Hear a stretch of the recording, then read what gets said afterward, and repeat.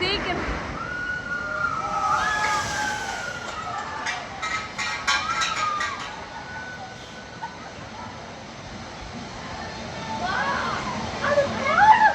அது கடைசியா போலாம், நனைஞ்சிருவோம்.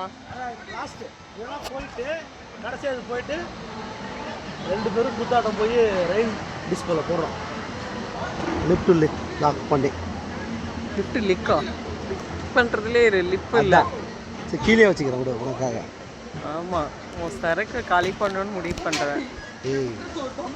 தெரியும்டா. லூசு. இதுக்கெல்லாம் எனக்கு பிடிக்கும் தெரியுமா? ஜாலியா இருக்கிறப்பதான் எனக்கு பிடிக்கும். ஜாலியா தானே சொன்னேன்.